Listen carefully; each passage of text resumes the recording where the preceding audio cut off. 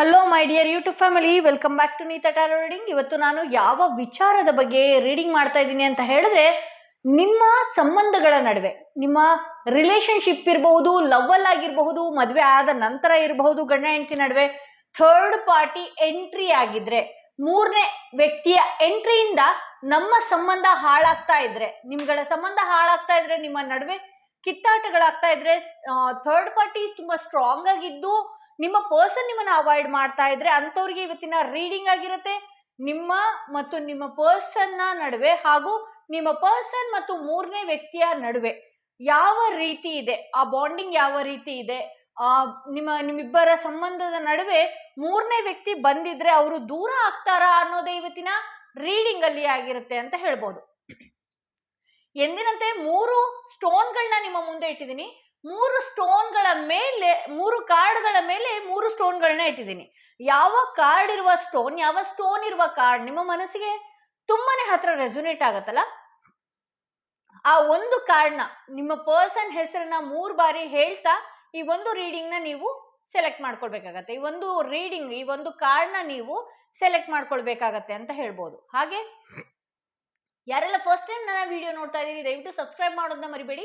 ಯಾರಿಗೆಲ್ಲ individual personal ಟಾರೋಡಿಂಗ್ session ಬೇಕು ಅನ್ನೋದಾದ್ರೆ ಡಿಸ್ಕ್ರಿಪ್ಷನ್ ಅಲ್ಲಿ ಕೊಟ್ಟಿರುವಂತಹ ನಂಬರ್ಗೆ ಕಾಲ್ ಮಾಡಿ ಮುಂಚಿತವಾಗಿ ಅಪಾಯಿಂಟ್ಮೆಂಟ್ ತಗೊಳ್ಳಿ ಅಂತ ಹೇಳ್ತಾ, ಯಾರೆಲ್ಲ ನಿಮ್ಮ ಪರ್ಸನ್ ಹೆಸರನ್ನ 3 ಬಾರಿ ಹೇಳ್ಕೊಂಡು ಒಂದು ಕಾರ್ಡ್ನ ಸೆಲೆಕ್ಟ್ ಮಾಡ್ಕೊಂಡಿದ್ದೀರಾ ಅವರ ರೀಡಿಂಗ್ ನೋಡೋಣ.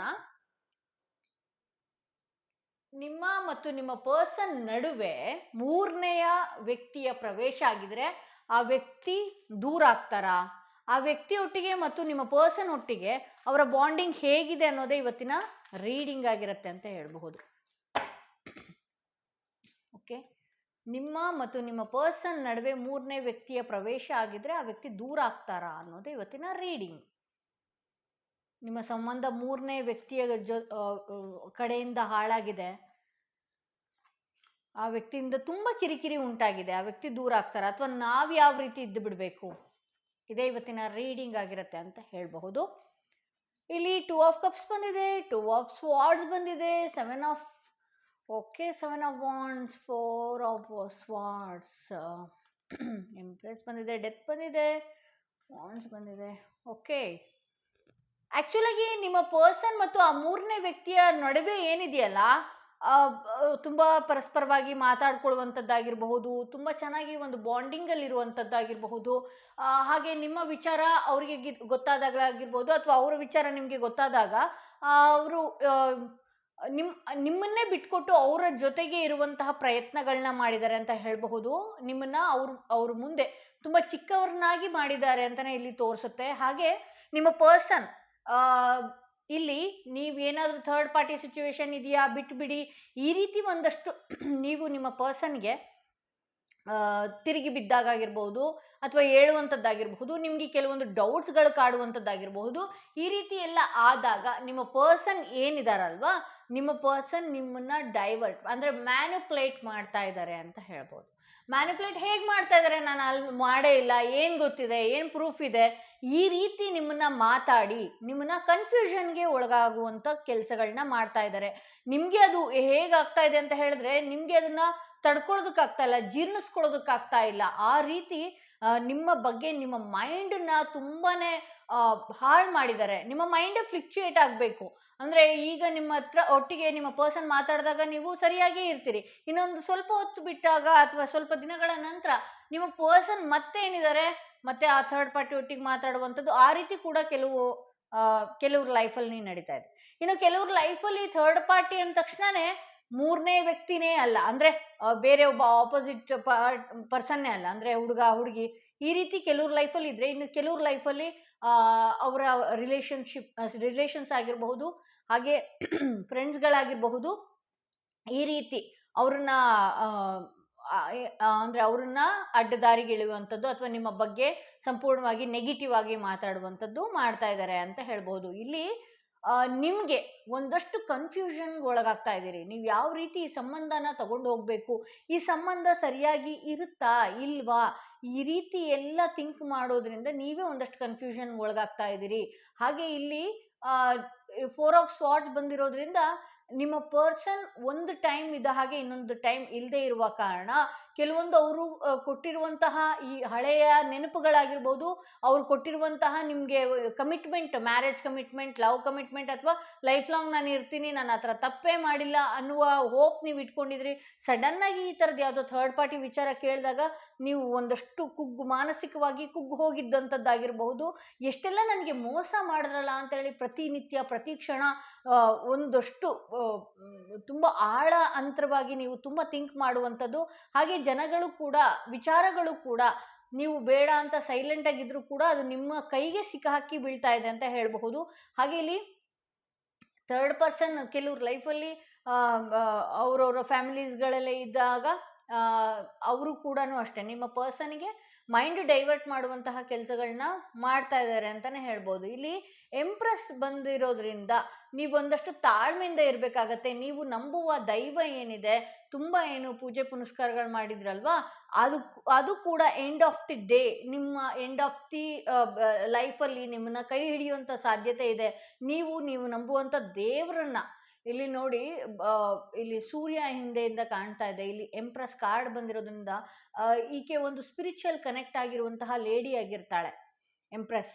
ಓಕೆ, ಇಲ್ಲಿ ಫ್ರೂಟ್ಫುಲ್ ಅಂದರೆ ಶಿ ಈಸ್ ಪ್ರೆಗ್ನೆಂಟ್ ಲೇಡಿ. ಇಲ್ಲಿ ಎಂಪ್ರೆಸ್ ಕಾರ್ಡ್ ಕಾಣಿಸ್ತಾ ಇರೋದ್ರಿಂದ ಅಂದರೆ ಮುಂದಿನ ದಿನಗಳಲ್ಲಿ ನೀವು ಎಷ್ಟು ತಾಳ್ಮೆಯಿಂದ ಇರ್ತೀರಿ, ನೀವು ನಂಬಿರುವಂತಹ ಭಗವಂತ, ದೇವಿ ಏನಿದ್ದಾಳೆ ಅವಳು ಕೂಡ ನಿಮ್ಮ ಪರವಾಗಿ ನಿಲ್ಲುವಂತಹ ಸಾಧ್ಯತೆ ಇದೆ. ಎಂಡ್ ಆಫ್ ದಿ ಡೇ ಅಲ್ಲಿ ಆಗಿರ್ಬೋದು, ಎಂಡ್ ಆಫ್ ದಿ ಇಯರ್ ಅಲ್ಲಿ ಆಗಿರಬಹುದು, ನಿಮ್ಮ ಪರವಾಗಿ ಆಕೆ ಒಂದಷ್ಟು ನ್ಯಾಯ ಕೊಡಿಸುವಂಥದ್ದಾಗಿರ್ಬೋದು. ನೀವು ನಂಬುವ ದೇವರಿಂದ ಏನಿದೆ ನ್ಯಾಯ ಸಿಗುವಂಥದ್ದು ಕೂಡ ಇದೆ ಅಂತ ಹೇಳಿ ಬರ್ತಾ ಇದೆ.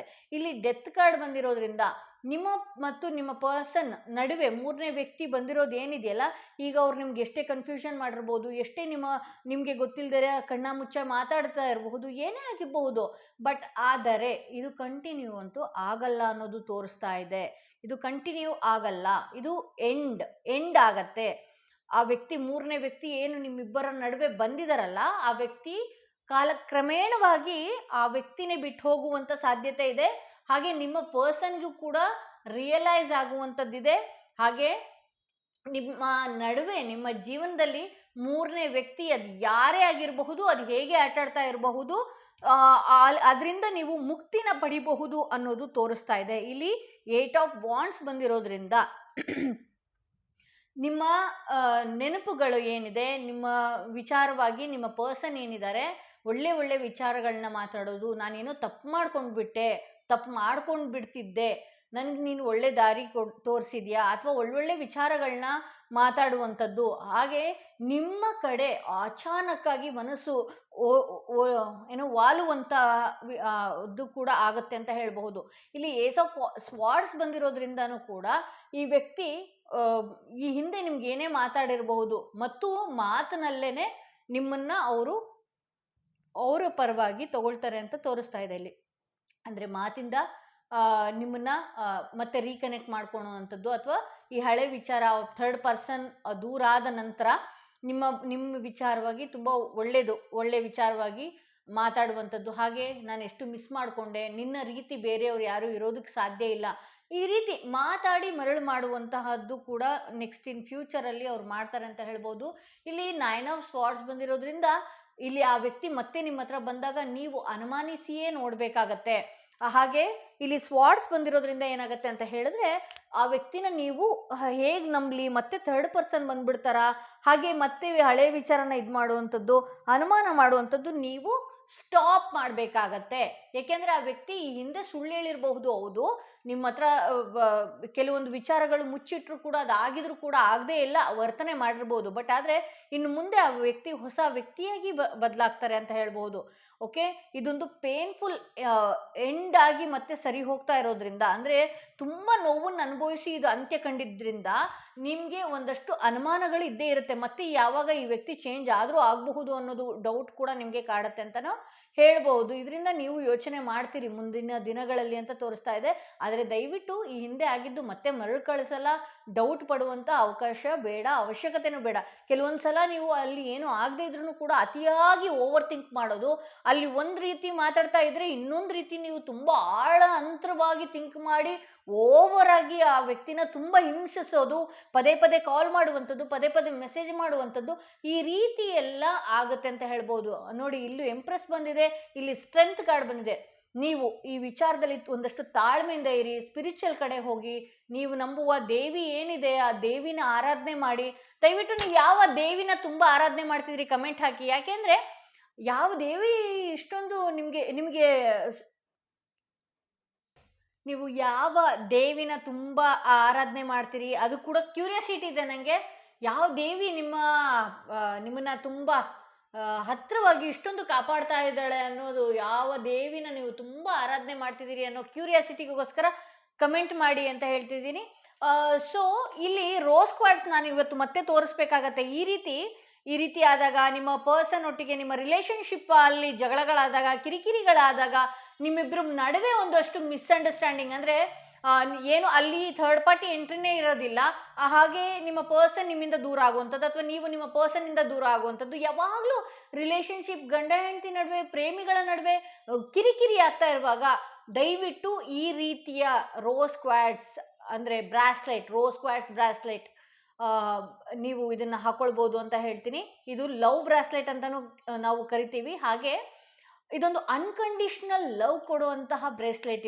ಇದು ಆಕ್ಚುಲ್ ಆಗಿ ಪ್ರತಿಯೊಬ್ರು ಈಗ ನಾನು ತಂದು ಇಂಟ್ರೊಡ್ಯೂಸ್ ಮಾಡಿಸ್ತಿರೋದಂತಲ್ಲ, ಸಾಕಷ್ಟು ವರ್ಷಗಳ ಹಿಂದೆಯಿಂದನೂ ಕೂಡ ಈ ಬ್ರೇಸ್ಲೆಟ್ನ ಆಗಿನ ಕಾಲದ ಜನಗಳು ಏನಿದೆ, ಗಂಡ ಹೆಂಡತಿ ನಡುವೆ ಕಿರಿಕಿರಿ ಆಗಬಾರ್ದು, ಸಂಬಂಧಿಕರ ನಡುವೆ, ಸಂಬಂಧಗಳ ನಡುವೆ ಕಿರಿಕಿರಿ ಆಗಬಾರ್ದು ಅನ್ನೋದಕ್ಕೋಸ್ಕರ ಈ ಥರದ್ದು ಒಂದು ಸ್ಟೋನ್, ಅಂದರೆ ಈ ರೀತಿ ಸ್ಟೋನ್ಗಳನ್ನ ಮನೆಯಲ್ಲಿ ಆಗ ಇಡ್ತಾ ಇದ್ರು ಅನ್ನೋದು ಕೂಡ ಇದೆ. ಇದು ಪಂಜಾಬ್ನಲ್ಲಿ ತುಂಬ ಪ್ರಸಿದ್ಧವಾಗಿ ಸಿಗುವಂತಹ ಸ್ಟೋನ್ಸ್ಗಳು ಅಂತ ಹೇಳಬಹುದು. ಅಂದರೆ ಅಲ್ಲೆಲ್ಲ ಎಲ್ಲರ ಮನೆಗಳಲ್ಲೂ ಜಗಳ ಆಗಬಾರ್ದು, ದುಃಖ ದುಮ್ಮಾನಗಳು ಜಾಸ್ತಿ ಆಗಬಾರ್ದು ಅನ್ನೋದಕ್ಕೆ ಇದನ್ನ ಇಡ್ತಾರೆ. ಗಂಡ ಹೆಂಡತಿ ನಡುವೆ ಕಿರಿಕಾಗಬಾರ್ದು ಅಂದರೆ ಇದೊಂದು ಅವರ ಬೆಡ್ರೂಮಲ್ಲಿ, ಅಂದರೆ ಕುಬೇರ ಮೂಲೆಯಲ್ಲಿ ಏನು ಬೆಡ್ರೂಮ್ ಇರುತ್ತೆ ಅಲ್ಲಿ ನೀವು ಇದನ್ನ ಇಡಬಹುದು ಅಂತ ಹೇಳ್ಬೋದು. ಇಲ್ಲಿ ನನ್ನ ಹತ್ರ ಸಾಕಷ್ಟು ಜನ ರೋಸ್ ಕ್ವಾರ್ಟ್ಸ್ಗಳನ್ನ ತಗೊಂಡಿದ್ದಾರೆ. ಪ್ರತಿಯೊಂದು ವಿಚಾರಗಳನ್ನು ನನಗೆ ರಿವ್ಯೂ ಕೂಡ ಚೆನ್ನಾಗೇ ಕೊಟ್ಟಿದ್ರಿ ಅಂತ ಹೇಳ್ಬಹುದು. ಹಾಗೆ ಇಲ್ಲಿ ಗಂಡ ಹೆಂಡತಿ ಲವರ್ಸ್ಗಳ ನಡುವೆ ಏನಾದರೂ ತುಂಬ ಕಿರಿಕಿರಿ ಆಗಿತ್ತು ಅಂತ ಹೇಳಿದ್ರೆ ಈ ರೋಸ್ ಕ್ವಾರ್ಟ್ಸ್ನ ನೀವು ಹಾಕೊಳ್ಬಹುದು ಅಂತ ಹೇಳ್ತೀನಿ. ಅಲ್ಲಿಗೆ ನಿಮ್ಮ ಲವ್ ಅಲ್ಲಿ ಕಿರಿಕಿರಿ ಆಗುವಂಥದ್ದು, ದೂರ ಆಗ್ತಾ ಇದ್ದಾರೆ ಅನ್ನೋ ಫೀಲ್ ಆಗಿರ್ಬೋದು, ಏನೇ ಇರ್ಬೋದು, ಇದು ಒಂದು ರಾಮ ಬಾಣ ಅಂತಾನೆ ಹೇಳ್ಬೋದು. ಸೊ ಇದು ಮೊದಲನೇ ಕಾರ್ಡ್ ಯಾರು ಸೆಲೆಕ್ಟ್ ಮಾಡ್ಕೊಂಡಿದ್ರಿ ಅವರ ರೀಡಿಂಗ್ ಇದಾಗಿತ್ತು. ಯಾರೆಲ್ಲ ಸೆಕೆಂಡ್ ಕಾರ್ಡ್ ಈ ಸ್ಟೋನ್ ಇರುವಂತಹ ಕಾರ್ಡ್ ಸೆಲೆಕ್ಟ್ ಮಾಡ್ಕೊಂಡ್ರಿ, ನಿಮ್ಮ ಸಂಬಂಧದಲ್ಲಿ, ನಿಮ್ಮ ಪ್ರೀತಿಯ ವಿಚಾರದಲ್ಲಿ, ಯಾವುದಾದ್ರೂ ಒಂದು ವಿಚಾರದಲ್ಲಿ ಯಾರಾದ್ರೂ ಮೂರನೇ ವ್ಯಕ್ತಿ ಎಂಟ್ರಿ ಆಗಿದ್ರೆ ಆ ವ್ಯಕ್ತಿ, ಮೂರನೇ ವ್ಯಕ್ತಿ ಏನಿದ್ದಾರೆ ಅವರು ದೂರ ಆಗ್ತಾರ ಅನ್ನೋದೇ ಇವತ್ತಿನ ರೀಡಿಂಗ್ ಆಗಿರುತ್ತೆ ಅಂತ ಹೇಳಬಹುದು. ನಿಮ್ಮ ಪರ್ಸನ್ ಹೆಸರನ್ನ 3 ಬಾರಿ ಹೇಳ್ತಾ ಈ ಒಂದು ರೀಡಿಂಗ್ನ ನೀವು ನೋಡ್ಬೇಕಾಗತ್ತೆ. ನಿಮ್ಮ ಪರ್ಸನ್ ಹೆಸರನ್ನ 3 ಬಾರಿ ಹೇಳ್ತಾ ಈ ಒಂದು ರೀಡಿಂಗ್ನ ನೀವು ನೋಡ್ಬೇಕಾಗತ್ತೆ. ನಿಮ್ಮಿಬ್ಬರ ನಡುವೆ, ನಿಮ್ಮ ಸಂಬಂಧಗಳ ನಡುವೆ ಮೂರನೆಯ ವ್ಯಕ್ತಿಯ ಪ್ರವೇಶ ಆಗಿದ್ರೆ ಆ ವ್ಯಕ್ತಿ ದೂರ ಆಗ್ತಾರ, ನಿಮ್ಮಿಂದ ದೂರ ಆಗ್ತಾರ, ಆ ಮೂರನೇ ವ್ಯಕ್ತಿ ದೂರ ಆಗಿ ನಿಮ್ಮ ಸಂಬಂಧ ಸರಿ ಹೋಗುತ್ತಾ, ಅಥವಾ ನಿಮ್ಮ ಪರ್ಸನ್ ಯಾವ ರೀತಿಯವರು, ನಿಮ್ಮ ಪರ್ಸನ್ಗೆ ಮೂರನೇ ವ್ಯಕ್ತಿಯ ಆದ್ಯತೆನೇ ಜಾಸ್ತಿ ಇದೆಯಾ, ಮೂರನೇ ವ್ಯಕ್ತಿಗೆ ತುಂಬ ಆದ್ಯತೆ ಕೊಡ್ತಾರಾ ಅಂತ ಹೇಳಿ. ಇದು ಇತ್ತೀಚೆಗಷ್ಟೇ ಶುರುವಾದಂತಹ ಥರ್ಡ್ ಪಾರ್ಟಿ ಸಿಚುವೇಶನ್ ಅಂತಾನೆ ಹೇಳಬಹುದು. ಹಾಗೆ ಇಲ್ಲಿ ಕೆಲವರು ಹೊಸದಾಗಿ ಪ್ರೀತಿ ಮಾಡಿರ್ತೀರಿ, ಹೊಸದಾಗಿ ಲೈಫ್ ಅಂದರೆ ಮದುವೆ ಆಗಿ ಈಗಿನ ಹೊಸದಾಗಿ ಹೋಗಿರ್ತೀರಿ, ಅದು ಯಾವುದೋ ಹಳೆ ವಿಚಾರನ ಕೂತ್ಕೊಂಡು ಡ್ರ್ಯಾಗ್ ಮಾಡುವಂಥದ್ದು, ಹಳೆ ವಿಚಾರನ ಕೂತ್ಕೊಂಡು ಆಗ ಹೋಗಿರುವಂಥ ವಿಚಾರಗಳನ್ನೇ ಕೂತ್ಕೊಂಡು ಮೆಲುಕು ಹಾಕುವಂಥದ್ದು, ಅಥವಾ ನಮ್ಮ ನಡುವೆ ನನ್ನ ಮತ್ತು ನನ್ನ ಪರ್ಸನ್ ನಡುವೆ ಯಾರಾದರೂ ಬಂದು ಬಿಡ್ತಾರೆ ಅನ್ನುವ ಇನ್ಸೆಕ್ಯೂರ್ಡ್ ಫೀಲ್. ಯಾಕೆಂದರೆ ಈ ಹಿಂದೆ ಕೆಲವೊಂದು ವಿಚಾರಗಳಲ್ಲಿ ನಿಮಗೆ ಆ ಥರದ್ದೊಂದು ಎಲ್ಲ ಹಿಂಟ್ ಸಿಕ್ಕಿತ್ತು. ಸೊ ಆದರೂ ಕೂಡ ಈಗ ಅಲ್ಲಿ ಯಾವುದು ಇಲ್ಲದೆ ಇದ್ರೂ ಕೂಡ ನಿಮ್ಮ ಪರ್ಸನ್ ಆ ಕಡೆ ಅಷ್ಟು ಹೆಚ್ಚಾಗಿ ಗಮನ ಕೊಡದೇ ಇದ್ರೂ ಕೂಡ ನಿಮ್ಮ ಮೈಂಡ್ಗೆ ಅದು ಫಿಕ್ಸ್ ಮಾಡ್ಕೊಂಡ್ಬಿಟ್ಟಿದ್ರಿ, ತಗೊಂಡ್ಬಿಟ್ಟಿದ್ರಿ. ಇಲ್ಲಿ ನಿಮ್ಮ ಪರ್ಸನ್ ಒಂದಷ್ಟು ಬೇಡ, ಯಾವ ಸಹವಾಸವೂ ಬೇಡ ನನಗೆ ಅಂತ ಹೇಳಿ ಇರುವಾಗ ಏನಾಗ್ತಿದೆ, ಇಲ್ಲಿ ನಿಮ್ಮ ಆ, ಏನು ನೀವು ಅವ್ರನ್ನ ಪದೇ ಪದೇ ಅದೇ ಪ್ರಶ್ನೆ ಕೇಳುವಂಥದ್ದು, ಅಥವಾ ಆ ಕಡೆಯಿಂದ ಮೂರನೇ ವ್ಯಕ್ತಿಯ ಕಾಂಟ್ಯಾಕ್ಟ್ ಬರುವಂಥದ್ದು. ಅಲ್ಲಿ ಏನಾಗ್ತದೆ, ಮೂರನೇ ವ್ಯಕ್ತಿ ಒಂದಷ್ಟು ಸೆಂಟಿಮೆಂಟ್ ಆಗಲಿ ಮಾತಾಡಿದಾಗ, ಈ ರೀತಿ ಎಲ್ಲ ಮಾತಾಡಿದಾಗ ಅವ್ರ ಮೈಂಡ್ ಫ್ಲಿಕ್ಚುಯೇಟ್ ಆಗಿ ಆ ದಾರಿಗೆ ಹೋಗ್ಬಿಡೋಣ ಅನ್ನುವಷ್ಟು ಅವ್ರಿಗೆ ಅನ್ಸತ್ತೆ. ಈ ರೀತಿ ಒಂದು ಆಪರ್ಚುನಿಟಿ ಇದೆ, ನಾನು ಯಾಕೆ ಅದನ್ನು ಬಳಸ್ಕೊಳ್ಬಾರ್ದು ಅನ್ನುವ ಮೈಂಡ್ ಹೋಗುತ್ತೆ. ಬಟ್ ಆದರೂ ಕೂಡ ಇಲ್ಲಿ ಸನ್ ಕಾರ್ಡ್ ಬಂದಿರೋದ್ರಿಂದ ನಿಮ್ಮ ಪರ್ಸನ್ಗೆ ಒಂದಷ್ಟು ಕೆಲಸಗಳು ಮುಖ್ಯ, ಅವ್ರ ಹೆಸರುಗಳು ಮುಖ್ಯ, ಅವ್ರ ಕೀರ್ತಿ ಮುಖ್ಯ, ಎಲ್ಲಿ ಏನಾಗ್ಬಿಡುತ್ತೋ ಅನ್ನೋದು ಮುಖ್ಯ. ಈ ಹಿಂದೆ ಹೌದು ಮಿಸ್ಟೇಕ್ಸ್ ಆಗಿದ್ದು ನಿಜ, ಬಟ್ ಅದನ್ನು ಡ್ರ್ಯಾಗ್ ಮಾಡುವ ಅವಶ್ಯಕತೆ ಇಲ್ಲ. ಹಾಗೆ ಇಲ್ಲಿ ನಿಮ್ಮ ಪರ್ಸನ್ ಒಂದಷ್ಟು ಈಗೋ ತೋರಿಸಿದಾಗ, ಅಹಂಕಾರ ತೋರಿಸಿದಾಗ, ಸಿಟ್ಟು ಮಾಡಿದಾಗ, ನಿಮ್ಮನ್ನ ಇಗ್ನೋರ್ ಮಾಡಿದಾಗ, ನಿಮ್ಮ ಪ್ರಶ್ನೆಗಳಿಗೆ ಆ ವ್ಯಕ್ತಿಯಿಂದ ಉತ್ತರಗಳು ಬರದೇ ಇದ್ದಾಗ ಏನಾಗುತ್ತೆ, ಇಲ್ಲಿ ನಿಮಗೆ ಇಲ್ಲಿ ಏನಾಗುತ್ತೆ, ನೀವು ಓ ಯಾರೋ ಇದ್ದಾರೆ ನಮ್ಮ ಲೈಫಲ್ಲಿ ಅಂತ ಹೇಳಿ, ನಮ್ಮ ಲೈಫಲ್ಲಿ ಈಗ ಮತ್ತೆ ಆ ವ್ಯಕ್ತಿ ಹೋದಂಥ ವ್ಯಕ್ತಿ ಬಂದುಬಿಡ್ತಾರೆ ಅಂತ ಹೇಳಿ, ಹಾಗೆ ಈ ರೀತಿ ಎಲ್ಲ ನೀವು ತಗೊಂಡು ಏನು ಮಾಡ್ತಾ ಇದ್ದೀರಿ, ನಿಮ್ಮ ನೆಮ್ಮದಿನ ನೀವು ಹಾಳು ಮಾಡ್ಕೊಳ್ತಿದ್ದೀರಿ ಅಂತ ತೋರಿಸುತ್ತೆ. ಇಲ್ಲಿ ನನಗೆ ಇಲ್ಲಿ ಎಷ್ಟು ನಾನು ಕಾರ್ಡ್ ನೋಡಿದಾಗ ಇಲ್ಲಿ ಒಂದೇ ಅನಿಸಿದ್ದು, ಆ ಪರ್ಸನ್ಗೆ ಥರ್ಡ್ ಪಾರ್ಟಿಯಿಂದ ಕಾಲ್ ಬರ್ತಾ ಇರೋದು ನಿಜ, ಮೆಸೇಜ್ ಬರ್ತಾ ಇರೋದು ನಿಜ, ಮಾತಾಡಿಸ್ಬೇಕು ಅಂತ ಅವ್ರನ್ನ ಟ್ರೈ ಮಾಡ್ತಿರೋದು ನಿಜ. ಬಟ್ ಆದರೆ ನಿಮ್ಮ ವ್ಯಕ್ತಿ ಏನಿದಾರಲ್ಲ, ಅವರು ಅವರನ್ನ ಆಸ್ಪದ ಮಾಡಿಕೊಡ್ತಾ ಇಲ್ಲ ಅಂತ ಹೇಳಿ ತೋರಿಸ್ತಾ ಇದೆ. ಇಲ್ಲಿ ಏನಾಗ್ತಾ ಇದೆ, ಅವರಿಗೆ ಜವಾಬ್ದಾರಿ ಜಾಸ್ತಿ ಇರೋದ್ರಿಂದ ಬೇರೆ ಬೇರೆ ಕೆಲಸಗಳಲ್ಲೂ ನಿಮ್ಮ ಪರ್ಸನ್ ತೊಡಕೊಂಡಾಗ, ನಿಮ್ಮನ್ನ ಒಂದಷ್ಟು ಅವಾಯ್ಡ್ ಮಾಡಿದಾಗ ಏನಾಗ್ತಾ ಇದೆ, ಆ ವ್ಯಕ್ತಿ ನನ್ನಿಂದ ದೂರ ಆಗ್ತಾ ಇದ್ದಾರೇನೋ, ಸಡನ್ ಆಗಿ ಮೈಂಡ್ ಆಫ್ ಆ್ಯಂಡ್ ಆನ್ ಆಗುವಂಥದ್ದು. ಹಾಗೆ ನೀವು ಕೇಳುವ ರೀತಿ ಸರಿ ಇರದೇ ಇರೋ ಕಾರಣ ನಿಮ್ಮಿಬ್ಬರ ನಡುವೆ ಗಲಾಟೆ ಆದಾಗ ನಿಮಗೆ ಒಂದಷ್ಟು ನನ್ನನ್ನು ಬಿಟ್ಟು ಹೋಗ್ಬಿಡ್ತಾರೇನೋ ಅನ್ನುವ ಇನ್ಸೆಕ್ಯೂರ್ಡ್ ಫೀಲ್ ಕಾಡುತ್ತೆ ಅಂತ ಹೇಳ್ಬೋದು. ಇಲ್ಲಿ ಸ್ಟಾರ್ ಬಂದಿರೋದ್ರಿಂದ ನಿಮ್ಮ ಮತ್ತು ನಿಮ್ಮ ಪರ್ಸನ್ ನಡುವೆ ಏನೇ ಇವಾಗ ಜಗಳಗಳಾಗಿರಬಹುದು, ಏನೇ ಆಗಿರಬಹುದು, ಅಥವಾ ಹಳೆ ವಿಷಯ ಇಟ್ಕೊಂಡು ನೀವು ಜಗಳ ಆಡಿ ಅವ್ರು ದೂರ ಆಗಿರ್ಬೋದು, ಏನೇ ಇರ್ಬೋದು.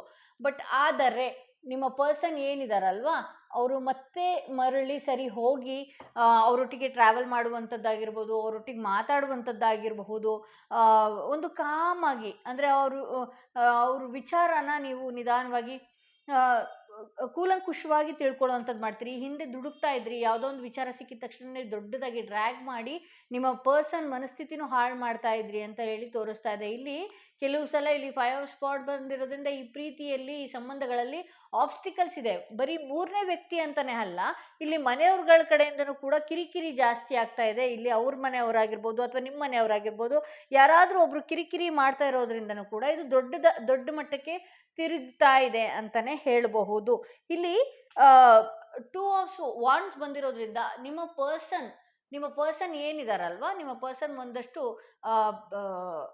ಅಂದ್ರೆ ನಿಮ್ಮೊಟ್ಟಿಗೆ ಈ ಸಂಬಂಧನ ಯಾವ ರೀತಿ ನಡ್ಸ್ಕೊಂಡು ಹೋಗ್ಬೇಕು ಅನ್ನುವ ಒಂದು ಸರಿಯಾದ ಡಿಸಿಷನ್ ಈ ವ್ಯಕ್ತಿ ತಗೊಳ್ತಾರೆ ಅನ್ನೋದು ತೋರಿಸ್ತಾ ಇದೆ. ಇಲ್ಲಿ ಹ್ಯಾಂಗ್ಡ್ ಮ್ಯಾನ್ ಬಂದಿರೋದ್ರಿಂದ ಕೆಲವು ಸಲ ಅವರು ನಿಮ್ಮ ಮಾತಿಗಾಗಿರ್ಬೋದು, ನಿಮ್ಮ ಇದಕ್ಕೆ ಅವರು ಸಿಗದೇ ಇದ್ದಾಗ ನೀವು ತುಂಬಾನೇ ಓವರ್ ಥಿಂಕ್ ಮಾಡುವಂಥದ್ದು, ಇದು ಲೈಫೇ ಮುಗ್ದೋಯ್ತು, ಮೂರನೇ ವ್ಯಕ್ತಿ ಅವ್ರ ಜೊತೆಗಿದ್ದಾರೆ, ಈ ರೀತಿ ಎಲ್ಲ ಡೌಟ್ ಪಡುವಂಥದ್ದು. ಅಲ್ಲಿ ಅವ್ರು ಯಾವುದೋ ಕೆಲಸದಲ್ಲಿ ಬ್ಯುಸಿಯಾಗಿದ್ದರೂ ಕೂಡ, ಅಲ್ಲಿ ಅವರು ಯಾವುದೋ ಕೆಲಸದಲ್ಲಿ ಆ ಕೆಲಸ ಆಗ್ತಾ ಇಲ್ಲ ಅನ್ನುವ ಟೆನ್ಷನ್ನಲ್ಲಿ ಇದ್ರೂ ಕೂಡ, ನೀವು ಥಿಂಕ್ ಮಾಡೋದು ಯಾವ ರೀತಿ ಇದೆ ಅಂತ ಹೇಳಿದ್ರೆ, ನನ್ನಿಂದ ಆ ಪರ್ಸನ್ ದೂರ ಆಗೇ ಹೋಗ್ಬಿಡ್ತಾರೇನೋ, ಈ ರೀತಿ ಎಲ್ಲ ಥಿಂಕ್ ಮಾಡ್ತಾ ಇದ್ದೀರಿ. ಇಲ್ಲಿ ಅವ್ರು ಸೈಲೆಂಟಾಗಿದ್ದರೂ ಕೂಡ ನೀವು ಮಾತಾಡುವ ರೀತಿ ರ್ಯಾಶ್ ಆಗಿರೋದ್ರಿಂದ, ಅಥವಾ ನೀವು ಏನಾದರೂ ಪ್ರಶ್ನೆ ಕೇಳೋದು ಕೂಡ ಅವ್ರಿಗೆ ತುಂಬ ಇರಿಸು ಮುರುಸು ತಂದು ಕೊಡ್ತಾ ಇರುತ್ತೆ ಅಂತ ಹೇಳಬಹುದು.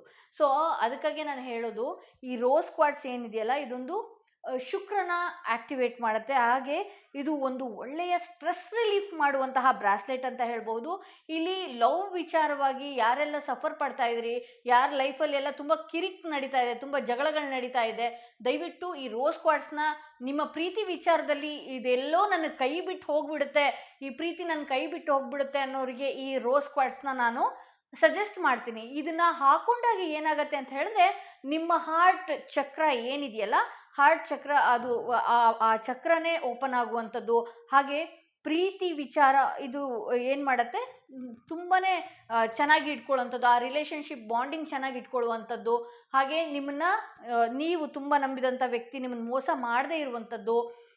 ಆ್ಯಕ್ಚುಲಾಗಿ ಇದೊಂದು ಶುಕ್ರನ ಸ್ಟೋನ್ ಅಂತಲೇ ಹೇಳ್ಬೋದು. ಯಾಕೆ ಇದು ಶುಕ್ರನ್ಗೆ ಅಂತ ಹೇಳ್ತೀವಿ ಅಂದರೆ, ಶುಕ್ರ ಯಾವಾಗಲೂ ಇದ್ದಾಗ ಏನಾಗುತ್ತೆ ಹೇಳಿ, ಅನ್ಕಂಡೀಷ್ನಲ್ ಲವ್, ಅಂದರೆ ಪ್ರೀತಿ ವಿಚಾರದಲ್ಲಿ ನಮಗೆ ಮೋಸ ಆಗೋದಕ್ಕೆ ಸಾಧ್ಯ ಇಲ್ಲ.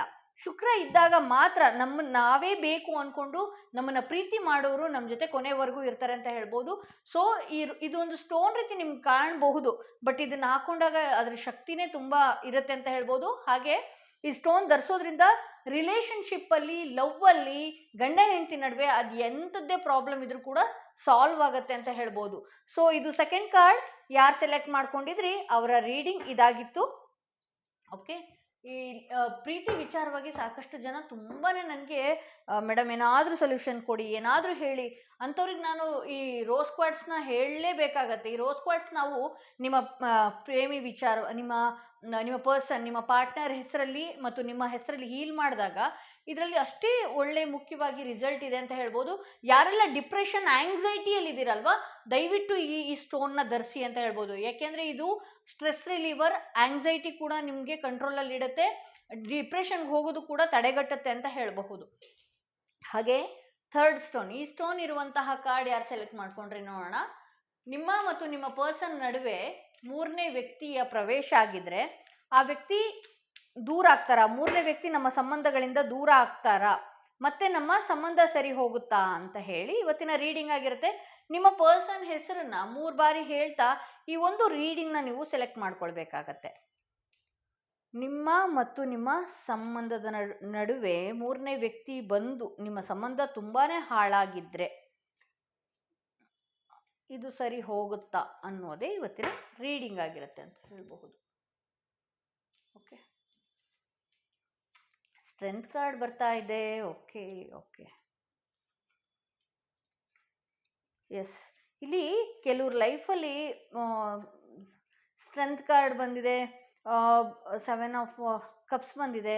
ಇಲ್ಲಿ ಏನಾಗಿದೆ ಅಂತ ಹೇಳಿದ್ರೆ ನೀವೊಂದು ಬ್ಲ್ಯಾಂಕ್ ಆಗಿದ್ರಿ, ನೀವು ತುಂಬ ಸ್ಟ್ರಾಂಗ್ ಇರುವಂತಹ ವ್ಯಕ್ತಿ, ನಿಮ್ಮ ಪ್ರೀತಿ ವಿಚಾರದಲ್ಲಿ ಅತಿಯಾಗಿ ಕನಸು ಕಟ್ಟಿದಂಥ ವ್ಯಕ್ತಿ. ಹಾಗೆ ನಿಮ್ಮ ಈ ಪ್ರೀತಿ ಪಡ್ಕೊಳ್ಳೋದಕ್ಕೋಸ್ಕರ ನೀವು ತುಂಬಾ ತ್ಯಾಗ ಮಾಡಿದ್ರಿ, ತುಂಬಾ ಕನಸುಗಳನ್ನ ಕಟ್ಕೊಂಡಿದ್ರಿ. ಹಾಗೆ ನಿಮ್ಮ ಪರ್ಸನ್ ಅದು ಎಂಥ ವ್ಯಕ್ತಿತ್ವದವ್ರನ್ನೂ ಕೂಡ ನೀವು ಅನುಸರಿಸ್ಕೊಂಡು ಹೋಗಿದ್ರಿ. ನಡುವೆ ಆ ವ್ಯಕ್ತಿಗೆ ಒಂದಷ್ಟು ಕನ್ಫ್ಯೂಷನ್ ಮೈಂಡ್ ಶುರುವಾಗಿದೆ, ಬ್ಲ್ಯಾಂಕ್ ಆಗಿದೆ. ಹಾಗೆ ಆ ಥರ್ಡ್ ಪಾರ್ಟಿ ಯಾರಿದಾರಲ್ಲ, ಅದು ಯಾರೇ ಆಗಿರಬಹುದು, ಅವರನ್ನು ಮಂಕ್ ಮಾಡುವಂತಹ ಕಾರ್ಯಕ್ರಮಗಳು ಮಾಡಿರುವಂಥದ್ದು. ಹಾಗೆ ಇರುತ್ತಲ್ಲ ಕೆಲವು ಕ್ಷುದ್ರ ದೇವತೆಗಳನ್ನ ಆರಾಧನೆ ಮಾಡಿ ಅವ್ರು ಬ್ಲ್ಯಾಂಕ್ ಆಗಿರುವಂಥ ರೀತಿ, ಅವ್ರ ಹಿಂದೆನೇ ಅವರು ಹೋಗಬೇಕು ಅನ್ನುವ ರೀತಿ ಅವರು ಮಾಡಿದ್ದಾರೆ ಅಂತಲೇ ತೋರಿಸ್ತಾ ಇದೆ. ಅಂದರೆ ಬೇಡದ ದೇವ್ರುಗಳನ್ನ ಹೋಗಿ, ಬೇಡದ ದೇವ್ರು ಯಾರೂ ಇಲ್ಲ ಈ ಪ್ರಪಂಚದಲ್ಲಿ, ಈ ಥರ ಕ್ಷುದ್ರ ದೇವತೆಗಳಿಗೆ ಹೋಗಿ ಮೊರೆ ಹೋಗುವಂಥದ್ದು. ಹಾಗೆ ಆ ವ್ಯಕ್ತಿ ಸದಾಕಾಲ ನನ್ನ ಜೊತೆಗೆ ಇರಬೇಕು ಅಂಥದ್ದು. ಇದೊಂದು ಒಳ್ಳೆ ಬಾಂಡಿಂಗ್ ಪ್ರೀತಿ. ನೀವು ಅವರನ್ನು ಪರಸ್ಪರವಾಗಿ ಅಥವಾ ಅವರು ನಿಮ್ಮನ್ನು ಪರಸ್ಪರವಾಗಿ ಇಬ್ಬರು ಕೂಡ ತುಂಬಾ ಅನ್ಯೋನ್ಯತೆಯಿಂದ ಇದ್ದಂಥ ಸಂಬಂಧ ಇವತ್ತು ಹಾಳಾಗಿರುವಂತಹ ಕಾರಣ ಮೂರನೇ ವ್ಯಕ್ತಿಯ ಕೆಲವೊಂದು ಬ್ಲ್ಯಾಕ್ ಮ್ಯಾಜಿಕ್ ಆಗಿರಬಹುದು, ಅವರನ್ನು ಮಂಕ್ ಮಾಡುವಂಥದ್ದಾಗಿರ್ಬೋದು, ಈ ರೀತಿ ಎಲ್ಲ ಈ ವ್ಯಕ್ತಿ ಮಾಡಿರೋದ್ರಿಂದ ಅವರೇ ಬೇಕು ಅನ್ನುವ ರೀತಿಯಲ್ಲಿ ಆ ವ್ಯಕ್ತಿ ಇದ್ದಾರೆ ಅಂತ ಹೇಳಬಹುದು. ಇಲ್ಲಿ ನಿಮ್ಮ ಪರ್ಸನ್ ಏನಿದೆಯಲ್ವಾ, ನೀವು ಕೇಳಿಬಿಡಬೇಕು ಅಥವಾ ಬಿಟ್ಟು ಬಿಡೋಣ ಅಂತ ಹೇಳಿದ್ರು ಕೂಡ ಈ ಸಂಬಂಧ ನನಗೆ ಬೇಡ, ಬಿಟ್ಟು ಬಿಡೋಣ, ಇವ್ರದ್ದೆಲ್ಲ ಈ ಥರ್ಡ್ ಪಾರ್ಟಿ ಸಂಬಂಧಗಳು ನೋಡಿ ಸಾಕಾಗೋಗಿದೆ, ಬಿಟ್ಟು ಬಿಡೋಣ ಅಂತ ಹೇಳಿದ್ರು ಕೂಡ ನಿಮ್ಮ ಕೈಯಲ್ಲಿ ಅದಾಗ್ತಾ ಇಲ್ಲ. ಇಲ್ಲಿ ಕ್ವೀನ್ ಆಫ್ ವಾಂಡ್ಸ್ ಬಂದಿರೋದ್ರಿಂದ ಈ ಹಳೆಯ ಘಟನೆ ಆಗಿರಬಹುದು, ನಿಮ್ಮ ವಿಚಾರ ಬೇರೆಯವ್ರಿಗೆ ಗೊತ್ತಾಗಿರೋದಾಗಿರಬಹುದು, ಅಥವಾ ಮತ್ತೆ ಸರಿ ಹೋಗ್ತಾರೆ ಅನ್ನುವ ಹೋಪ್ ನೀವು ಇಟ್ಕೊಂಡಿದ್ದೀರಿ ಈಗಲೂ ಕೂಡ ಅಂತ ಹೇಳಿ ತೋರಿಸ್ತಾ ಇದೆ. ಹಾಗೆ ಇಲ್ಲಿ ಪೇಜ್ ಆಫ್ ಕಪ್ಸ್ ಬಂದಿರೋದ್ರಿಂದ ನಿಮ್ಮ ಪರ್ಸನ್ ಒಂದಷ್ಟು ಚಂಚಲ ಮನಸ್ಸಿನವರು ಅಂತ ಹೇಳಬಹುದು. ಇಲ್ಲಿ ನಿಮ್ಮ ಹತ್ರ ಬಂದ್ಬಿಟ್ಟು ಒಂದಷ್ಟು ಮ್ಯಾನಿಪುಲೇಟ್ ಮಾಡುವ ರೀತಿ ಒಂದೊಂದು ಸಲ ಮಾತಾಡುವಂಥದ್ದು, ಅಯ್ಯೋ ನಾನು ಆ ಥರ ಅಲ್ಲ, ನಾನು ಈ ಥರ ಅಲ್ಲ, ನಾನು ತುಂಬ ನಿನಗೆ ಇನ್ವಾಲ್ವ್ ಆಗಿದ್ದೆ ಅಂತ ಮಾತಾಡೋದು. ಮತ್ತು ಇನ್ನೊಂದು ಸ್ವಲ್ಪ ಹೊತ್ತು ಬಿಟ್ಟು ಮತ್ತೆ ಅದೇ ಪರ್ಸನ್ ಹತ್ರ ಹೋಗಿ ಒಂದಷ್ಟು ಮತ್ತೆ ನಿಮ್ಮ ಬಗ್ಗೆ ಹೇಳುವಂಥದ್ದು, ಅಥವಾ ನಂಗೆ ನೀನೇ ಬೇಕು ಅಂತ ಅವರಿಗೆ ಒಂದಷ್ಟು ಕಮಿಟ್ಮೆಂಟ್ ಕೊಡುವಂಥದ್ದು. ಈ ರೀತಿ ಎಲ್ಲ ಮಾಡ್ತಾ ಇರೋದ್ರಿಂದ ನೀವೇ ಒಂದಷ್ಟು ಕನ್ಫ್ಯೂಷನ್ಗೊಳಗಾಗ್ತೀರಿ. ಪ್ರತಿನಿತ್ಯ ಹೇಗಾಗಿದೆ ಅಂತ ಹೇಳಿದ್ರೆ ನಿಮ್ಮ ಪರ್ಸನ್ ವಿಚಾರದಲ್ಲಿ ಯಾವುದಾದ್ರೂ ಒಂದು ಚಿಕ್ಕ ವಿಚಾರ ಬಂದರು ಅಥವಾ ಚಿಕ್ಕ ವೇಟಿಂಗ್ ಬಂದರು, ಚಿಕ್ಕದಾಗಿ ಅವರು ನಿಮಗೆ ಟೈಮ್ ಕೊಡದೇ ಇದ್ದರೂ ಕೂಡ ಥರ್ಡ್ ಪಾರ್ಟಿ ಒಟ್ಟಿಗಿದ್ದಾರೇನೋ ಅಥವಾ ನನ್ನ ಕೈ ಬಿಟ್ಟು ಹೋಯ್ತೇನೋ ಅನ್ನುವ ಭಯ ನಿಮಗೆ ಅತಿಯಾಗಿ ಕಾಡ್ತಾ ಇದೆ ಅಂತ ಹೇಳಬಹುದು. ಇದು ಒಂದು ಒಳ್ಳೆ ಸಂಬಂಧ, ಚೆನ್ನಾಗಿದ್ದಂಥ ಸಂಬಂಧ, ಇದ್ದಕ್ಕಿದ್ದ ಹಾಗೇನೆ ಹಾಳಾಗಿದೆ ಅಂತ ಹೇಳ್ಬೋದು. ಬಹುಶಃ ನಿಮ್ಮ ಪರ್ಸನ್ ಒಂದು ಅಧಿಕಾರದಲ್ಲಿ ಇರುವಂಥದ್ದಾಗಿರಬಹುದು, ನಿಮ್ಮ ಪರ್ಸನ್ ಒಂದು ಅಧಿಕಾರದಲ್ಲಿರುವಂತಹ ವ್ಯಕ್ತಿ ಆಗಿರ್ಬೋದು, ಅಥವಾ ಸ್ಥಾನಮಾನದಲ್ಲಿರುವಂಥದ್ದು ಇರ್ಬೋದು, ಅಥವಾ ನಿಮ್ಮ ಪರ್ಸನ್ ಆಟಿಟ್ಯೂಡ್ ನೋಡುವಂಥದ್ದಾಗಿರಬಹುದು, ಅಥವಾ ನಿಮ್ಮ ಪರ್ಸನ್ ತುಂಬ ಕಾಳಜಿ ಕನ್ಸರ್ನ್ ತೋರಿಸುವಂಥ ವ್ಯಕ್ತಿ ಆಗಿರೋದ್ರಿಂದ ಆ ಥರ್ಡ್ ಪಾರ್ಟಿ ತುಂಬ ಇಂಪ್ರೆಸ್ ಆಗಿ ಅವರನ್ನ ಈ ರೀತಿ ಮಾಡ್ತಾ ಇದ್ದಾರೆ ಅಂತ ಹೇಳ್ಬೋದು. ಇಲ್ಲಿ 9 ಆಫ್ ಕಪ್ಸ್ ಬಂದಿರೋದ್ರಿಂದ ಈ ಸಂಬಂಧ ಏನಿದೆಯಲ್ವಾ, ನಿಮ್ಮ ಪರ್ಸನ್ ಈ ಕಡೆ ನಿಮಗೆ ಯಾವ ಕಮಿಟ್ಮೆಂಟು ಕೂಡ ಕೊಡ್ತಾ ಇಲ್ಲ. ಹಾಗಂತ ಈ ಸಂಬಂಧನ ಆ ವ್ಯಕ್ತಿ ಬಿಡ್ತಾನೂ ಇಲ್ಲ. ಡೈರೆಕ್ಟಾಗಿ ಬಾಯ್ ಬಿಟ್ಟು ನಾನು ಇಂಥ ವ್ಯಕ್ತಿ ಒಟ್ಟಿಗೆ ಮಾತಾಡ್ತಿದ್ದೀನಿ ಅಂತಲೂ ಹೇಳ್ತಾ ಇಲ್ಲ. ಬಿಕಾಸ್ ಆ ವ್ಯಕ್ತಿ ನಿಮ್ಮ ಪರ್ಸನ್ ಏನಿದಾರಲ್ವಾ, ನಿಮ್ಮ ಪರ್ಸನ್ ಇನ್ನೂ ಕೂಡ ಆ ವ್ಯಕ್ತಿ ಒಟ್ಟಿಗೆ ಇರಲೇಬೇಕು ಅನ್ನುವ ಒಂದು ಕ್ಲಾರಿಟಿ ಮೈಂಡ್ಗೆ ಇನ್ನೂ ಬಂದಿಲ್ಲ. ಈಸ್ ಇನ್ ಕನ್ಫ್ಯೂಷನ್ ಮೈಂಡ್ ಅಂತ ತೋರಿಸ್ತಾ ಇದೆ. ಅವರೇ ಕನ್ಫ್ಯೂಷನ್ ಅಲ್ಲಿದ್ದಾರೆ. ಅಗೇನ್ ಆ ಕನ್ಫ್ಯೂಷನ್ ಮೈಂಡ್ ಇಲ್ಲದೆ ಯಾವತ್ತೇ ಯೋಚನೆ ಮಾಡಿ, ಬಲವಂತವಾಗಿ ನಾವು ಯಾವುದನ್ನು ಪಡ್ಕೊಳ್ಬಾರ್ದು. ನೀವು ಯಾರದೇ ಲೈಫಲ್ಲಿ ನೀವೇನಾದ್ರು ಥರ್ಡ್ ಪಾರ್ಟಿ ಆಗಿದ್ರೆ ದಯವಿಟ್ಟು ನೀವು ಬಲವಂತವಾಗಿ ಅವರನ್ನ ಪಡ್ಕೊಳ್ಳುವಂಥದ್ದಕ್ಕೂ ಹೋಗಬೇಡಿ. ಬಲವಂತವಾಗಿ ನಿಮ್ಮಿಂದ ಯಾರಾದರೂ ಕಿತ್ಕೊಂಡಿದ್ದಾರೆ ಅಂತ ಹೇಳಿದ್ರು ಕೂಡ ಅದು ತಾತ್ಕಾಲಿಕ ಅಂತಾನೆ ಹೇಳಬಹುದು. ಏಕೆಂದ್ರೆ ಆ ವ್ಯಕ್ತಿ ನಿಮ್ಮ ಹತ್ರ ಮತ್ತೆ ಮರಳಿ ಬರುವಂಥದ್ದಾಗಿರಬಹುದು, ಅಥವಾ ಏನೇನು ಆಗಿತ್ತು ಅನ್ನುವ ವಿಚಾರ ನಿಮಗೆ ಆರಾಮಾಗಿ ಈಸಿಯಾಗಿ ಮುಂದೊಂದು ದಿನ ತಿಳಿಯುತ್ತೆ ಅಂತಾನೆ ಇಲ್ಲಿ ತೋರಿಸ್ತಾ ಇದೆ. ಅಂದ್ರೆ ಈ ವ್ಯಕ್ತಿ ಯಾಕೆ ನನ್ನಿಂದ ದೂರ ಆದ್ರು, ಯಾಕೆ ಏನಾಗಿದೆ, ಈ ವ್ಯಕ್ತಿಗೆ ಏನಾಗಿತ್ತು ಇಲ್ಲಿ ಅನ್ನೋದು ನಿಮಗೆ ಇದು ನಿಧಾನವಾಗಿ ತಿಳಿಯುತ್ತೆ ಅಂತಾನೆ ಹೇಳಬಹುದು. ಇಲ್ಲಿ 8 ಆಫ್ ವಾಂಡ್ಸ್ ಬಂದಿರೋದ್ರಿಂದ ಅವ್ರು ಕೆಲಸ ಮಾಡ್ತಿರುವಂತಹ ಜಾಗಗಳಾಗಿರಬಹುದು, ಅಥವಾ ನಿಮ್ಮ ಅಕ್ಕಪಕ್ಕದವರಾಗಿರ್ಬೋದು, ಅಥವಾ ಅಲ್ಲಿರುವಂಥ ಅವರಿಗೆ ಗೊತ್ತಿರುವಂಥವ್ರಾಗಿರ್ಬೋದು, ನಿಮ್ಗೊಂದು ಕ್ಲಾರಿಟಿ ಈ ಅತಿ ಶೀಘ್ರದಲ್ಲಿ ಕೊಡ್ತಾರೆ ಅಂತ ಹೇಳ್ಬೋದು. ಅಂದರೆ ನಿಮ್ಮ ಪರ್ಸನ್ ಯಾವ ರೀತಿ, ಅಥವಾ ಅವ್ರು ಯಾವ್ಯಾವ ರೀತಿ ಥರ್ಡ್ ಪಾರ್ಟಿ ನಿಮ್ಮ ಪರ್ಸನ್ನ ಒಲಿಸ್ಕೊಳ್ಳೋದಕ್ಕೆ ಏನೆಲ್ಲ ಮಾಡಿದ್ರು ಅನ್ನುವ ಅಸತ್ಯತೆಗಳು ನಿಮ್ಮ ಪರ್ಸನ್ಗೆ ತಿಳಿಯುತ್ತೆ, ಹಾಗೂ ನಿಮಗೂ ತಿಳಿಯುತ್ತೆ. ಅಂದರೆ ನಿಮ್ಮ ಥರ್ಡ್ ಪಾರ್ಟಿ ಕನೆಕ್ಷನ್ ಏನಿದೆಯಲ್ಲ, ಅವರಿಂದ ಏನಾದರೂ ಒಂದು ಹೆಲ್ಪ್ ಆಗುತ್ತೆ ಅನ್ನೋದಕ್ಕೋಸ್ಕರ ಥರ್ಡ್ ಪಾರ್ಟಿ ಬಿಡ್ತಾ ಇಲ್ಲ ಅಂತ ಹೇಳಬಹುದು. ಅದೆಲ್ಲ ಮುಂದೊಂದು ದಿನ ನಿಮ್ಮ ಪರ್ಸನ್ಗೆ ಗೊತ್ತಾಗತ್ತೆ ಅಂತ ಹೇಳ್ಬೋದು. ಇಲ್ಲಿ ಬರ್ನಿಂಗ್ ಟವರ್ ಬಂದಿರೋದ್ರಿಂದ ಈಗಿನ ಥರ್ಡ್ ಪಾರ್ಟಿ ಎಷ್ಟೇ ಸ್ಟ್ರಾಂಗ್ ಆಗಿ, ಎಷ್ಟೇ ಮೇಲಕ್ಕೆ ಹೋಗಿ, ಎಷ್ಟೇ ನಿಮ್ಮನ್ನು ಹಾಳು ಮಾಡಬೇಕು, ನಿಮ್ಮ ಸಂಬಂಧಗಳನ್ನ ಹಾಳು ಮಾಡಬೇಕು ಅಂದ್ಕೊಂಡ್ರು ಕೂಡ ಇಲ್ಲಿ ನೋಡಿ ಬರ್ನಿಂಗ್ ಟವರ್ ಬಂದಿರೋದ್ರಿಂದ ಅವ್ರು ಏನೇ ಕುತಂತ್ರ ಗೇಡಿ ಕೆಲಸ ಮಾಡಿದ್ರು ಕೂಡ ಆ ವ್ಯಕ್ತಿ ನಿಮ್ಮ ಪರ್ಸನ್ ಏನಿದಾರಲ್ಲ, ನಿಮ್ಮ ಪರ್ಸನ್ ಸತ್ಯ ತಿಳಿದ ಮೇಲೆ ಅವರೊಟ್ಟಿಗೆ 5 ನಿಮಿಷನೂ ಕೂಡ ಇರೋದಿಲ್ಲ ಅನ್ನೋದು ಹೇಳಬಹುದು. ಹಾಗೆ ಅವ್ರು ಏನೇ ಕುತಂತ್ರ ಮಾಡಿದ್ರು ಕೂಡ ಕಟ್ ಆಫ್ ಆಗುತ್ತೆ ಅಂತಲೇ ಇಲ್ಲಿ ತೋರಿಸ್ತಾ ಇದೆ. ಇಲ್ಲಿ ಕಿಂಗ್ ಆಫ್ ಕಪ್ಸ್ ಬಂದಿರೋದ್ರಿಂದ ಹಾಗೆ ನಿಮ್ಮ ಪರ್ಸನ್ ಒಟ್ಟಿಗೆ ನಿಮ್ಮ ಮಾತುಕತೆ ಆಗಿರಬಹುದು, ನಿಮ್ಮ ಮೇಲೆ ಒಂದಷ್ಟು ಅವರು ನಾನು ಎಷ್ಟು ಹರ್ಟ್ ಮಾಡಿಬಿಟ್ನಲ್ಲ ಅನ್ನುವ ರೀತಿಯಲ್ಲಾಗಿರಬಹುದು, ನಿಮ್ಮ ಹತ್ರ ಅವರು ಒಳ್ಳೆಯ ಶೇರ್ ಮಾಡ್ಕೊಳ್ತಾರೆ ಅಂತ ಹೇಳಬಹುದು. ನಾನು ಮಾಡಿದ ತಪ್ಪಾಗಿದೆ ಅಂತ ಅಪಾಲಜಿ ಕೇಳುವಂಥದ್ದು, ಈ ರೀತಿ ಎಲ್ಲ ಈ ವ್ಯಕ್ತಿ ಮಾಡ್ತಾರೆ ಅಂತಲೇ ತೋರಿಸ್ತಾ ಇದೆ. ಸೊ ಅಗೇನ್ ನಾನು ಥರ್ಡ್ ಕಾರ್ಡ್ ಅವ್ರಿಗೂ ನಾನು ಏನು ಹೇಳ್ತೀನಿ ಅಂತ ಹೇಳಿದ್ರೆ, ನಿಮ್ಮ ಸಂಬಂಧಗಳಲ್ಲಿ ತುಂಬಾ ಸ್ಟ್ರಾಂಗ್ ಆಗಿ ನೀವು ನಿಮ್ಮ ಸಂಬಂಧ ಇಟ್ಕೊಳ್ಬೇಕು. ಹಾಗೆ ಈ ರೀತಿ ಮೂರನೇ ವ್ಯಕ್ತಿಗಳು ನಮ್ಮ ಲೈಫಲ್ಲಿ ಬರಬಾರ್ದು, ಕಿರಿಕಿರಿಗಳು ನಡಿಬಾರ್ದು ಅಂದರೆ ದಯವಿಟ್ಟು ರೋಸ್ ಕ್ವಾರ್ಟ್ಸ್ನ ಹಾಕ್ಕೊಳ್ಳಿ. ಯಾಕೆಂದರೆ ಇದೊಂದು ಲವ್ ಬ್ರಾಸ್ಲೆಟ್ ಅಂತಲೇ ಹೇಳಬಹುದು. ಇದು ಆ್ಯಕ್ಚುಲಿಗೆ ಹಾರ್ಟ್ಗೆ ಸಂಬಂಧಪಟ್ಟಿರೋದ್ರಿಂದ ನಮಗೆ ಏನೇ ಆಂಗ್ಸೈಟಿ, ಡಿಪ್ರೆಷನ್ ಏನೇ ಇರಬಹುದು, ಅದು ಕೂಡ ಇದು ಸ್ಟ್ರೆಸ್ ರಿಲೀವರ್ ಅಂತಲೇ ಹೇಳ್ಬೋದು. ಈ ಬ್ರಾಸ್ಲೆಟ್ ಧರಿಸೋದ್ರಿಂದ ನಿಮ್ಮ ಸಂಬಂಧಗಳಲ್ಲಿ ಅದು ಎಷ್ಟೇ ಕಿರಿಕಿರಿ ಆಗಿರಲಿ, ಅವ್ರು ಎಷ್ಟೇ ದೂರ ಆಗಿರಲಿ, ಅದು ಕೂಡ ಸರಿ ಹೋಗುತ್ತೆ ಅಂತ ಹೇಳ್ಬೋದು. ನಿಮ್ಮ ಪ್ರೀತಿಯಲ್ಲಿ ಮೂರನೇ ವ್ಯಕ್ತಿ ಏನಿದಾರಲ್ವಾ, ಈ ವ್ಯಕ್ತಿ ಒಂದಷ್ಟು ವಾಮಾಚಾರ ಮಾಡುವಂಥವ್ರಾಗಿರಬಹುದು, ಅಥವಾ ಕ್ಷುದ್ರ ದೇವತೆಗಳಿಗೆ ಮೊರೆ ಹೋಗಿ ನಿಮ್ಮ ಪರ್ಸನ್ಗೆ ಸುಳ್ಳಿನ ಬೊಂತೆ ಕಟ್ಟುವಂಥದ್ದಾಗಿರಬಹುದು. ಅವರ ಕಣ್ಣೀರಿನಿಂದ ಅವ್ರನ್ನ ಇವರು ಅಟ್ರಾಕ್ಟ್ ಮಾಡಿದ್ದಾರೆ ಅಂತಲೇ ತೋರಿಸ್ತಾ ಇದೆ. ಹಾಗೆ ಸಿಂಪತಿ ಗಿಟ್ಟಿಸ್ಕೊಂಡಿರೋದ್ರಿಂದ ನಿಮ್ಮ ಪರ್ಸನ್ನೇ ಒಂದಷ್ಟು ಕನ್ಫ್ಯೂಷನ್ ಮೈಂಡ್ಗೆ ಹೋಗ್ತಾ ಇದ್ದಾರೆ. ಇಲ್ಲಿ ನೀವು ಕೂಡ ಅವರಿಬ್ಬರ ನಡುವೆ ಅವ್ರ ವಿಚಾರ ಗೊತ್ತಾದಾಗ ದೂರ ಮಾಡಬೇಕು ಅಂತ ಹೇಳಿ ಸಾಕಷ್ಟು ನಿಮ್ಮ ಪರ್ಸನ್ಗೆ ಡೈರೆಕ್ಟಾಗಿ ಬೈದಿದ್ದಾಗಿರಬಹುದು. ಏನೆಲ್ಲ ಮಾಡಿರೋದ್ರಿಂದ ನಿಮ್ಮ ಪರ್ಸನ್ಗೆ ಇನ್ನೂ ಅವ್ರ ಮೇಲೆ ಒಳ್ಳೆಯ ವ್ಯಾಮೋಹ ಬೆಳೆದಿದೆ, ಇನ್ನೂ ಅವ್ರನ್ನ ಬಿಡಿಸಿದಷ್ಟು ಇನ್ನೂ ಸ್ಟ್ರಾಂಗ್ ಆಗಿದೆ. ಬಟ್ ಆದರೆ ಮುಂದೆ ಒಂದು ದಿನ ನನಗೆ ಎಲ್ಲಿಂದ ಮಿಸ್ಟೇಕ್ ಆಯಿತು, ಎಲ್ಲಿಂದ ತಪ್ಪು ನಡೆದಿದೆ, ನಾನು ಯಾವುದರಿಂದ ಸರಿ ಹೋಗಬೇಕು, ಯಾರನ್ನ ದೂರ ಇಡಬೇಕು, ಯಾರು ನನಗೆ ಏನು ಮಾಡಿದ್ರು ಅನ್ನೋದು ನಿಮ್ಮ ಪರ್ಸನ್ಗೆ ತಿಳಿತಾ ಬರುತ್ತೆ ಅಂತ ಹೇಳಬಹುದು. ಸೊ ಇದು ಇವತ್ತಿನ ರೀಡಿಂಗ್ ಆಗಿತ್ತು. ನಾನು ಮತ್ತೊಮ್ಮೆ ಹೇಳ್ತಾ ಇದ್ದೀನಿ, ಥರ್ಡ್ ಕಾರ್ಡ್ಗೂ ಕೂಡ ಇಲ್ಲಿ ನಿಮ್ಮ ಪರ್ಸನ್ ವಿಚಾರದಲ್ಲಿ, ನಿಮ್ಮ ಪ್ರೀತಿ ವಿಚಾರದಲ್ಲಿ ಈ ರೀತಿ ಎಲ್ಲ ತುಂಬಾ ಕಿರಿಕಿರಿ ಆಗ್ತಾ ಇದ್ರೆ, ನಮ್ಮ ಪ್ರೀತಿ ಉಳಿಯೋದೇ ಇಲ್ಲ ಅಂತ ನೀವೇನಾದ್ರು ಅಂದ್ಕೊಂಡಿದ್ರೆ ಅಂಥವರು ಈ ಲವ್ ಬ್ರೇಸ್ಲೆಟ್ನ ಧರಿಸ್ಕೊಳ್ಬೋದು. ಹಾಗೆ ಯಾರೆಲ್ಲ ಡಿಪ್ರೆಷನಲ್ಲಿ, ಲವ್ ಇಂದ ವಿಚಾರವಾಗಿ ಡಿಪ್ರೆಷನಲ್ಲಿ, ಆಂಗ್ಸೈಟಿಯಲ್ಲಿ ಇದ್ದೀರಿ, ದಯವಿಟ್ಟು ಈ ರೋಸ್ ಕ್ವಾರ್ಟ್ಸ್ನ ಧರಿಸ್ಕೊಳ್ಳಿ. ಹಾಗೆ ಇದೊಂದು ಸ್ಟ್ರೆಸ್ ರಿಲೀವರ್ ಅಂತ ನಾನು ಮತ್ತೂ ಕೂಡ ಹೇಳ್ತೀನಿ. ಇದನ್ನು ಧರಿಸ್ಕೊಳ್ಳೋದ್ರಿಂದ ಯಾರೆಲ್ಲ ನಿದ್ದೆನೂ ಸರಿಯಾಗಿ ಮಾಡದೆ ಟೆನ್ಷನ್ನಲ್ಲಿ, ನಿಮ್ಮ ಪ್ರೀತಿ ವಿಚಾರವಾಗಿ ತುಂಬ ಟೆನ್ಷನ್ ಆಗಿರ್ತೀರಿ, ಸರಿಯಾಗಿ ನಿದ್ದೆ ಮಾಡೋದಿಲ್ಲ, ಏನಿಲ್ಲ, ಅಂಥವ್ರಿಗೂ ಕೂಡ ಇದೊಂದು ಒಳ್ಳೆಯ ಬ್ರಾಸ್ಲೆಟ್. ಇದು ಸಾಕಷ್ಟು ಜನ ಪಡೆದಿದ್ದಾರೆ ನನ್ನಿಂದ. ಇದನ್ನು ಹೀಲ್ ಮಾಡಿಸ್ಕೊಳ್ಬೇಕಾಗತ್ತೆ. ಹೀಲ್ ಮಾಡಿಸಿ 11 ಡೇ ನಂತರನೇ ಇಲ್ಲಿಂದ ಡಿಸ್ಪ್ಯಾಚ್ ಆಗುವಂಥದ್ದು. ಇದು ಸೇರಿದ ನಂತರ ನಾವು ಹೇಳ್ತೀವಿ ಇದನ್ನು ಯಾವ ರೀತಿ ಧರಿಸ್ಕೊಳ್ಬೇಕು ಅನ್ನೋದೆಲ್ಲ ಹೇಳ್ತೀವಿ. ಬಟ್ ಇದನ್ನು ಮುಂಚಿತವಾಗಿ ಬುಕ್ ಮಾಡ್ಕೊಳ್ಬೇಕಾಗತ್ತೆ. ತುಂಬಾ ಕಮ್ಮಿ ಸ್ಟಾಕ್ಸ್ಗಳಿರುತ್ತೆ. ಮುಂಚಿತವಾಗಿ ಬುಕ್ ಮಾಡಿಕೊಂಡು ನಿಮ್ಮ ಮತ್ತು ನಿಮ್ಮ ಪರ್ಸನ್ ಹೆಸರಲ್ಲಿ ಹೀಲ್ ಮಾಡಿಸ್ಕೊಂಡು ಹಾಕೊಂಡಾಗ ಅದರ ಶಕ್ತಿ ಇನ್ನೂ ಹೆಚ್ಚಾಗುತ್ತೆ ಅಂತ ಹೇಳ್ಬೋದು. ಸೊ ಇದು ಇವತ್ತಿನ ರೀಡಿಂಗ್ ಆಗಿತ್ತು. ಯಾರೆಲ್ಲ ಫಸ್ಟ್ ಟೈಮ್ ನನ್ನ ವಿಡಿಯೋ ನೋಡ್ತಾ ಇದ್ದೀರಿ ದಯವಿಟ್ಟು ಸಬ್ಸ್ಕ್ರೈಬ್ ಮಾಡೋದನ್ನ ಮರಿಬೇಡಿ. ಯಾರಿಗೆಲ್ಲ ಇಂಡಿವಿಜುವಲ್ ಪರ್ಸನಲ್ ಟಾರೋಟಿಂಗ್ ಸೆಷನ್ ಬೇಕು ಅನ್ನೋದಾದ್ರೆ ಡಿಸ್ಕ್ರಿಪ್ಷನಲ್ಲಿ ಕೊಟ್ಟಿರುವಂತಹ ನಂಬರ್ಗೆ ಕಾಲ್ ಮಾಡಿ ಮುಂಚಿತವಾಗಿ ಅಪಾಯಿಂಟ್ಮೆಂಟ್ ತಗೊಳ್ಳಿ ಅಂತ ಹೇಳ್ತಾ ಈ ವಿಡಿಯೋನ ಇಲ್ಲಿಗೆ ಮುಗಿಸ್ತಾ ಇದ್ದೀನಿ.